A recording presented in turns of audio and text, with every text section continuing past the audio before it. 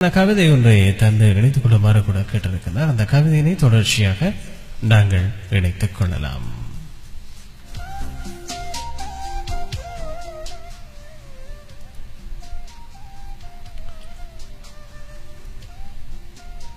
அவர் தந்திருக்கின்ற அந்த ஆழமான கவிதை இதுதான். முகவரி தெரியாத பயணம் போலதான் இந்த வெளிநாட்டு பயணமும்.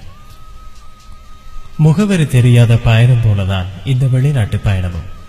நாங்கள் அடகு வைக்கப்படுகின்றோமா அல்லது நிரந்தரமாய் விற்கப்படுகின்றோமா என்பது புரியாத புதிர்தான்.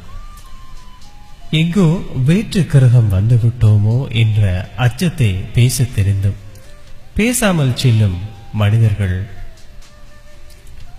எங்கோ வேற்று கிரகம் வந்துவிட்டோமோ என்ற அச்சத்தை பேச தெரிந்தும் பேசாமல் செல்லும் மனிதர்கள் இங்கே தந்துவிட்டு செல்கிறார்கள். பாவம், என் அம்மா பேச கற்றுக் கொடுத்தார். ஆனால் இங்கு வந்து எப்படி ஊமையானேன், என்ன செய்ய? திரும்பும் திசை எங்கும் புரியாத மொழிகள். ஒரு வழியாக வாழ்க்கையின் அதிசயங்களை கற்றுத்தரப் போகும் தங்கும் அறை என்று சொல்லும் கோழிக்கூண்டுக்குள் வந்து சேர்ந்து விட்டேன். ஒரு வழியாக வாழ்க்கையின் அதிசயங்களை கற்றுத்தரப் போகும் தங்கும் அறை என்று சொல்லும் கோழிக்கூண்டுக்குள் வந்து சேர்ந்து விட்டேன். முதலிரவின் விடியல் எனது அறையில் 20க்கும் அதிகமான மாறுபட்ட இசை கச்சேரியுடன் தொடங்கியது.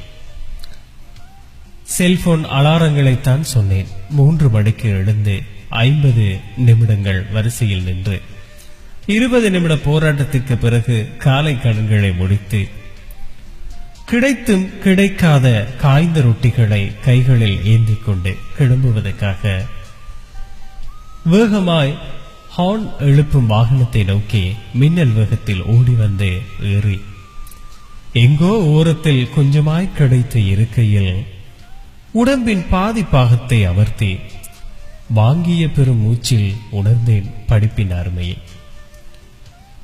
ஒரு வார வேலை களைப்பிற்கு வார விடுமுறையும் மெல்ல அறிமுகமானது. அப்போது ஒரு அலைபேசி அழைப்பு. ஹலோ, எப்படி இருக்கீங்க? எங்கே இருக்கீங்க? நாங்க நாளைக்கு உங்களை பார்க்க வருகிறோம் என்று உள்ளுக்குள் ஒரு மகிழ்ச்சி நிரப்ப இடமில்லாமல் இருந்தது.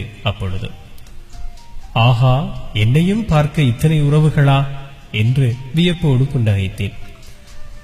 பின்புதான் தெரிந்தது, எல்லாம் அவர்களுக்கு கொடுத்து அனுப்பிய பொருட்களை வாங்க வந்தவர்கள்.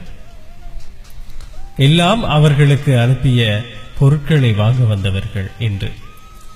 அழுகை வந்தும் அதை போலி சிரிப்பிற்குள் புதைத்துக் கொண்டேன். அழுகை வந்ததும் அதை போலி சிரிப்பிற்குள் புதைத்துக் கொண்டேன். வந்து 1 மாதம் கூட இன்னும் முடியவில்லை. அதற்குள் கடன் கொடுத்தவர்களின் அலைபேசி அழைப்புகள். அதற்குள் கடன் கொடுத்தவர்களின் அலைபேசி அழைப்புகள்.